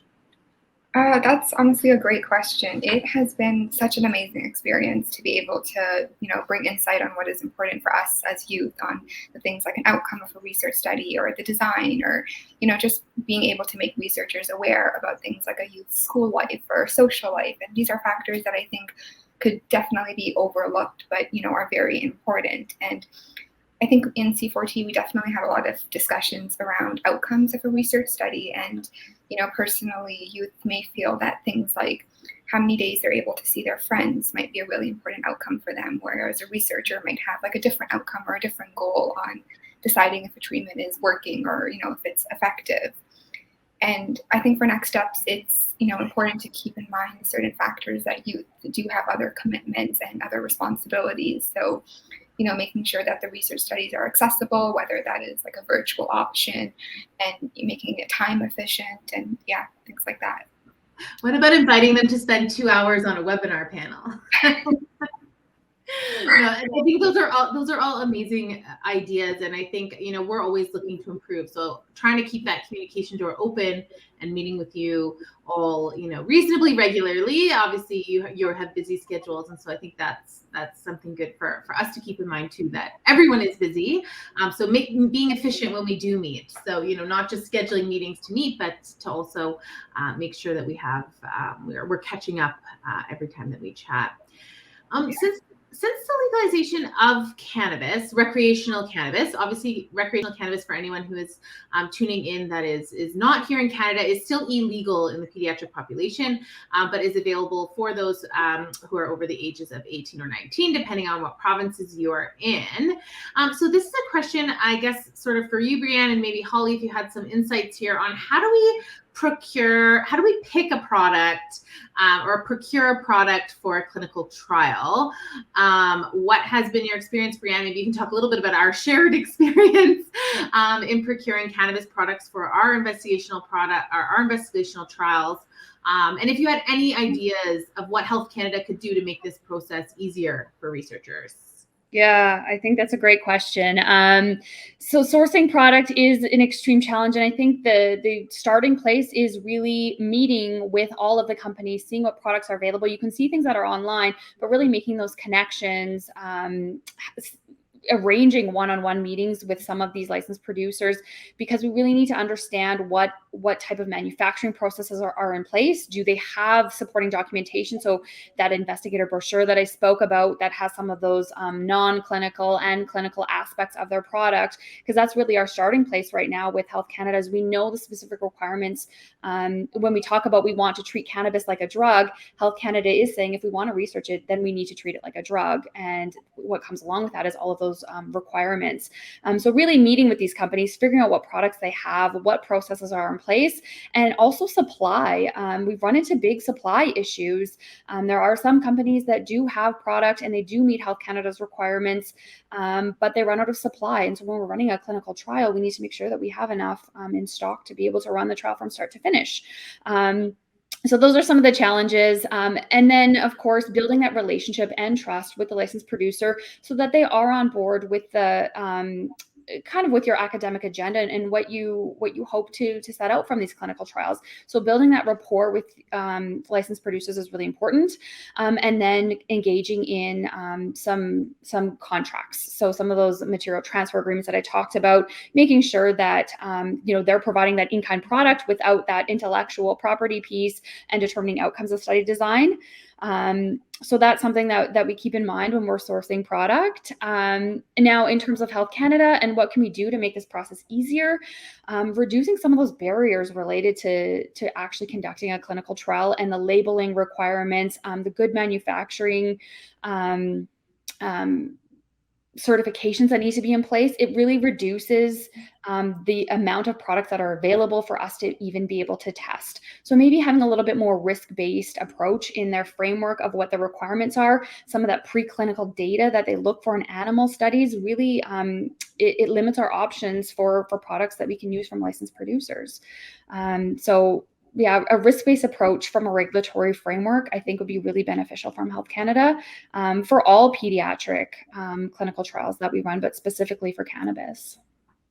For sure. I don't know, Jen, if you had anything to add in about like when we select a product, how do we pick where to start? And I wonder about how we can use that real world evidence, the data that you have on your patients and others have on the patients that we have around even a starting dose, a starting product. Where do we begin? Obviously, there's lots of options on the recreational market, but not so much when we come to those products that we can actually, get through the regulators. I think that's a huge problem, because even when we look at everything that has to be in place, like Breanne was saying, there's only a couple that I can tell you, and I won't, but that could produce a product like that. And they are the biggest companies in the world. So you use their product, right? And then you do a study and you find it's effective. Well, then you're almost supporting that company. So there's just these innate problems, because the smaller companies, they might not have all the things that we need to use it for research, right? So that's really tricky, So the other thought I had was even having a 3-arm trial where you have 2, say, full spectrum products from different companies.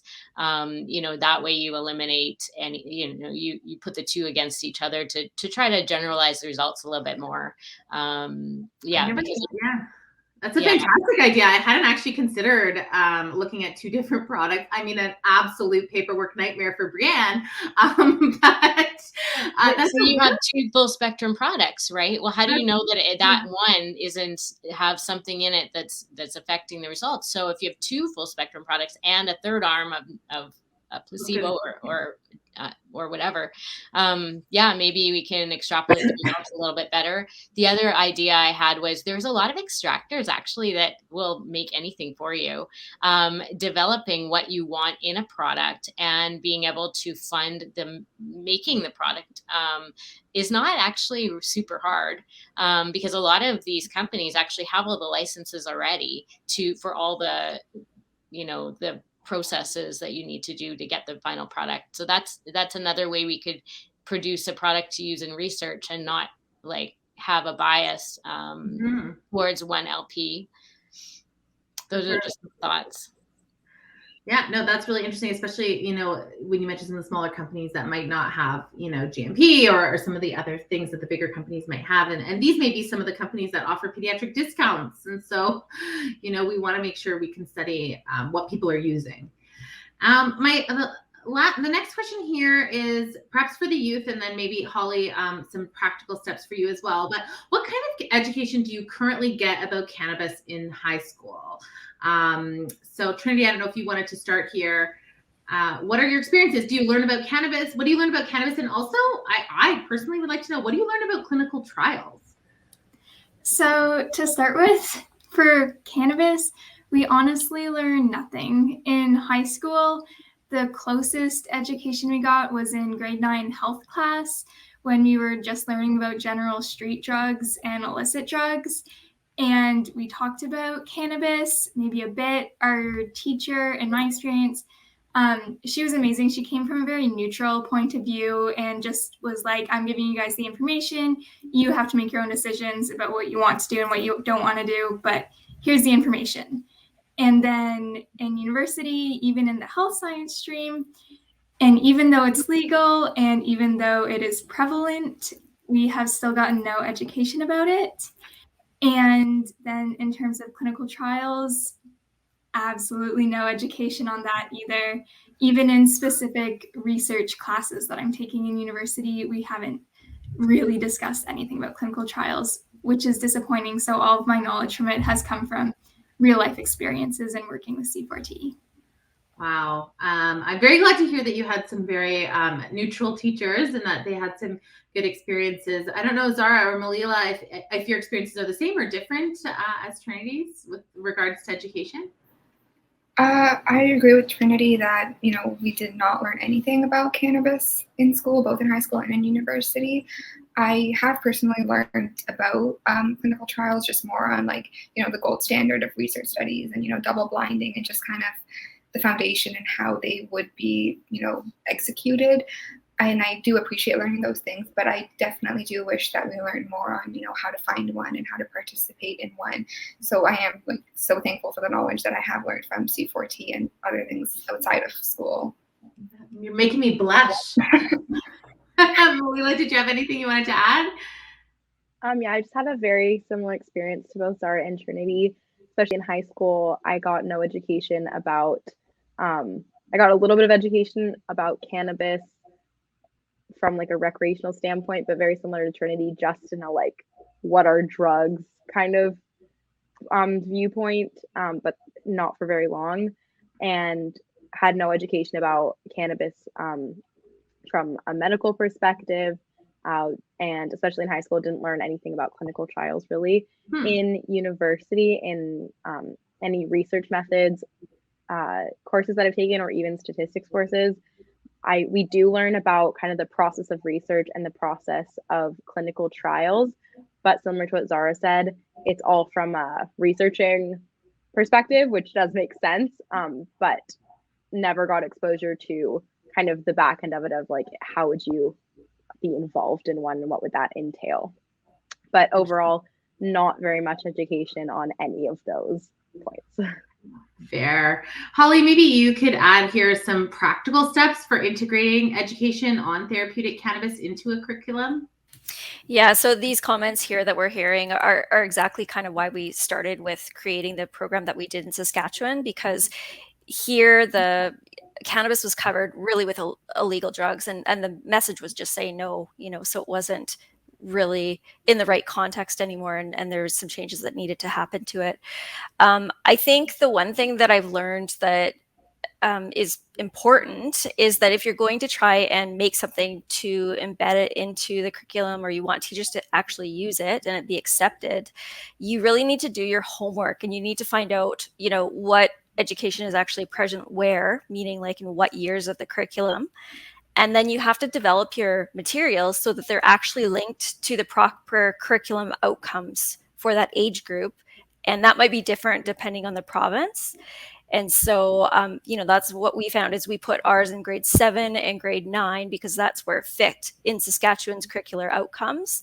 And I think one of the things I'd suggest too is it's best to start talking to the Ministry of Education, or whatever it's called in that province, early, and involving them in that process up front, because obviously getting feedback during the process is much better and helpful than going to them with resources completing and just kind of expecting them to plunk it in. For sure. I'm gonna, as we sort of wind down the panel here, I think you have all made some very excellent points. I think we have some homework to do around educating youth on the therapeutic potential of cannabis, but also how cannabis works and some of the complexities on cannabis and the uncertainties as well. And also about clinical trials and how to find them and sort of why we need them, and just more sort of the operational and logistics behind them. So I have one final question, and I'm going to ask each one of you to answer it for me. The theme of today was, of course, tomorrow's answers and how we move forward through research and education. So I'm going to ask each of you if you could tell me what is one actionable step to move the space of cannabis research with children and adolescents forward here in Canada. So I think, Trinity, I'll maybe ask you, and I'll just go around my screen here. Okay, so for me, my idea for an actionable step to move the space of cannabis research forward with children and with young adults is to improve the education in the general public about cannabis use medicinally in order to get rid of the stigma that remains around it. So specifically, the public really needs to understand the therapeutic benefits of cannabis, especially within the healthcare setting. And so for research to move forward, patients have to be willing to participate in clinical trials. And this isn't going to happen if they aren't educated on it and if their families are still following a very conservative approach and don't want to focus on the benefits and are only focused on the risks. For me personally, when I was in the pediatric world, I was first prescribed Navalone. And even though it's just a synthetic cannabinoid, I had to deal with a lot of stigma from certain family members. And I just wish that they could have been educated about it, even given a pamphlet that focuses on, sure, educating about the risks, but also the benefits, because if there's no education about the benefits, then nobody will be willing to even participate in clinical trials, and the stigma will just drag the space of cannabis research back into the past. Thank you, Trinity. That was incredibly insightful. And I couldn't agree with you more. I have nothing to say because all I can say is yes, everything you said, and then some. Zahra, over to you next. I agree with Trinity. I think that education is a really big thing to start off with. And I think this, the younger generation, like, we're so much more open-minded than, older generations. And I think getting that knowledge integrated from a young age in school and teaching children about cannabis from, a medicine point of view, and that it's not just a recreational thing, can just kind of open those doors more to allow more research. And, children go home and they talk to their parents about it, and maybe their parents will do some further research, and just kind of getting that word out and, breaking that stigma to allow for more research to happen. That's a great point. Melila? Yeah, very similar to Zahra and Trinity. I really think education is the biggest action that you can take right now. I think a lot of people focus on the concept of, oh, well, we don't know enough about cannabis, especially when it comes to working with treating youth, which is true. But I think people get really comfortable with that statement of we don't know enough, there's not enough research, when there is also a lot that we do know. So really focusing on educating about, we do know how it works, and these are the things that we do know, and these are the benefits that we do know, so that people don't just get comfortable sitting with but we don't know anything. And that will create a lot more comfortability and decrease stigma. So I think that would be one big step, is just giving out the information of, this is what science has said, and this is what we do know so far. Absolutely. That's a fantastic point around what we know and what we don't know. We just finished reviewing all of the literature out there, and there are more than 40,000 kids that have been in observational studies on cannabis. Cannabis has been around for hundreds of thousands of years. This is not something where we have like an acute safety concern per se. And so I do think that you make a great point around, yes, there are some uncertainties, but saying, oh, we don't know anything really isn't an option anymore. Holly, over to you. Yeah, I would have, of course, wholeheartedly agree with the education, but just to add to that, I think stories are really important. And this is something I heard in the interviews, and of course I didn't have time to share it, but just the power of a personal experience. One personal experience is enough to change someone's opinion and can really decrease stigma. And so I think, if you're a parent, a great way to advocate, or a patient, is to share your story and your tribulations and your challenges, as many of our patient partners do with C4T.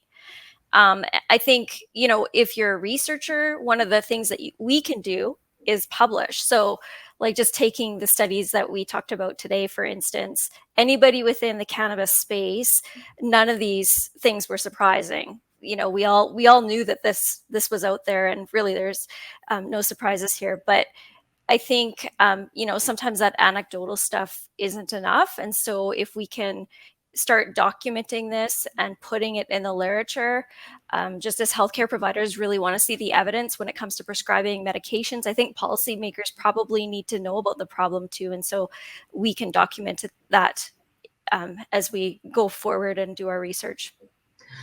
And I think we're in a great space here in Canada to do that, because with C4T, we have 101 different members. We can bring some of those cases and do some of the qualitative work that we hear about all the time. And, we kind of have our, not bubble, because it's quite big, and really all comers are welcome, but it really does sort of help other people learn from our experiences as well, and all the things that we hear from the individual families. I think that's a great point, and we should really look at how we share that information and make it accessible to others. Breanne, what are your thoughts on a concrete step to move this space forward? Yeah, so I think we can appreciate that there's some anecdotal evidence, but we also have heard many times that we need that evidence base. And so I think finding pathways and mechanisms so that we can advocate to reduce some of those challenges and barriers from that regulatory perspective to be able to conduct those clinical trials, helping advocate from a pediatric perspective or child and youth perspective to adopt a risk-based framework to allow the conduct of these clinical trials really efficiently.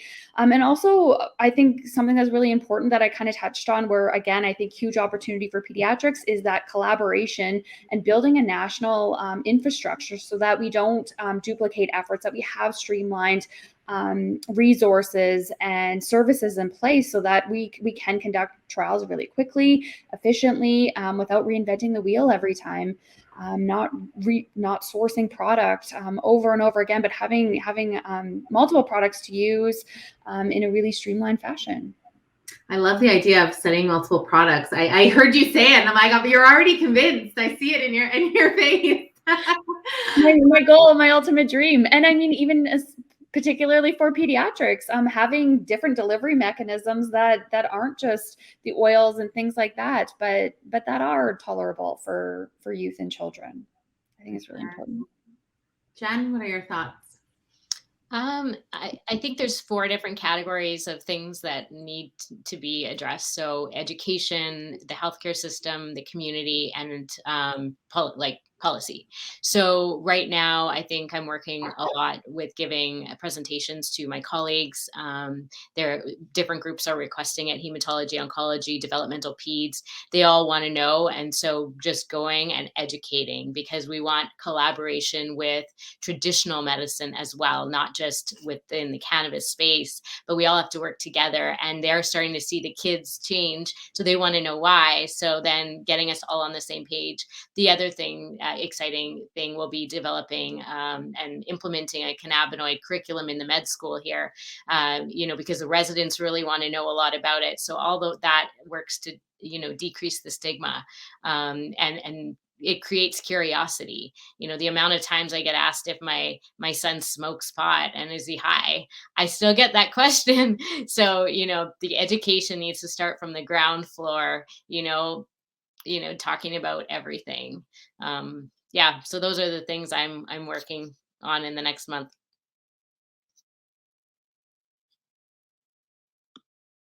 I think that's also one aspect that you just touched on that we hadn't really brought up today, is around healthcare and around cannabis use in the healthcare system. So I think that's something we didn't necessarily get to today, but I think things like policy are really needed there. We don't want to wait until a kid needs to administer medical cannabis in the hospital to have a policy. We should have one ready so that when the situation does arise, these children feel supported and not like this is some add-on thing that like they're the first and this is, out of place, but that the hospitals are prepared and ready for this. And so I think that's something maybe at C4T that we can work on with our site leads across Canada. And so with that, I'd just like to thank everyone, all of our panelists today, for sharing your extensive expertise. This has been really rewarding, and I'm glad it's recorded so that everyone else can learn from you all as well. I'd like to acknowledge our funding agencies and all of our research partner organizations. This is a broad net. It takes a lot of people to make this ship sail. And so thank you to everyone who's been involved with C4T. And just the next slide, this session is being recorded. As I mentioned, we will post it on our website. It will be available. It will remain on YouTube. You can stream it at any time. Please share it broadly. And again, you can also invite others to find this information on our website. Thank you so much for joining us today. If you have any questions, our contact information can be found on the website, and I'm happy to connect you with any of the speakers that you heard from either today or on Monday. And please join us again in future for our next webinar offerings, which will hopefully be available in the spring.